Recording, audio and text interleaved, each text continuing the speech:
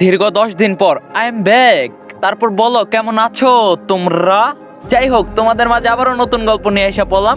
তো বেশি কথা না কয়ে শুরু করা যাক। 12 বছর পর দেশে আসলাম, এসে দেখি আমার বউ কবুল বলে আমার ছোট ভাইকে বিয়ে করলো। এই রিয়া, তুমি 3বার কবুল বলে আবার কাকে বিয়ে করলে শুনি? আমি তো তোমার স্বামী আছি। আমার মুখে এই কথাটি শুনে সবাই চমকে উঠলো সাথে সাথে, আর সবাই আমাকে ঘিরে ধরে। রিয়া বলল, তুমি বেঁচে আছো এখনো? তুমি তো মারা গিয়েছো। তখন আমি বললাম, আমি মারা গিয়েছি মানে কি বলছো এইসব তুমি? তখন রিয়া বলল, এই সত্যি করে বলো তুমি কে? আরে আমি তোমার স্বামী রাফি। আর কে তোমাকে বলছে আমি মারা গিয়েছি? তখন রিয়া বলল, এইসব মিথ্যা বানোয়াট কথা বলবেন না। আমার স্বামী বিদেশ একটি দুর্ঘটনায় মারা গিয়েছে, কয়েক বছর হলো।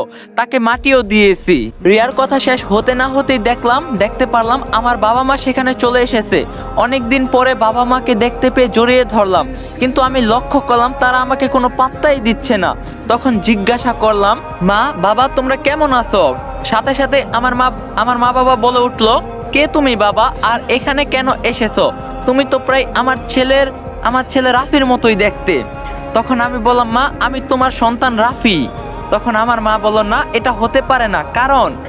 তখন আমি বললাম, কি কারণ মা, একটু বলবে দয়া করে? তখন আমার মা বলল, কারণটা হলো আমার সন্তান কয়েক বছর আগে প্রবাসে একটি রাস্তার দুর্ঘটনায় মারা গিয়েছে। তখন আমি বললাম, আরে আমি মারা যাইনি, সেখানকার কিছু পুলিশ আমাকে বিনা কারণে জেলে নিয়ে গিয়েছিল। তখন আমার মা বলল, তবে আমরা যাকে মাটি দিয়ে আসলাম সে কে? আর তুমি যে রাফি, তার প্রমাণ কি?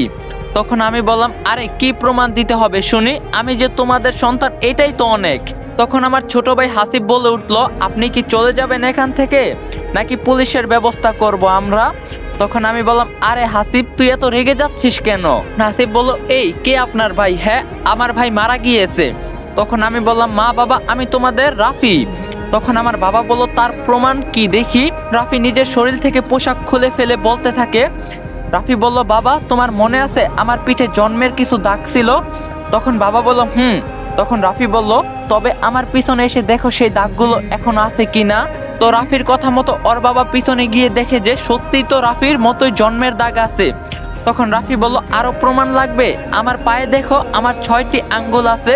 এবার রাফির মা নিজেই দেখে আর সাথে সাথে চিৎকার দিয়ে বলে উঠে, হ্যাঁ এটাই আমার রাফি। বাবা তুই এতদিন কোথায় ছিলি বল? এই কথাটি শুনে সবাই থমকে যায়, কারণ যেই মানুষকে কয়েক বছর আগে মাটি দেওয়া হলো সে আবার কেমন করে আসলো?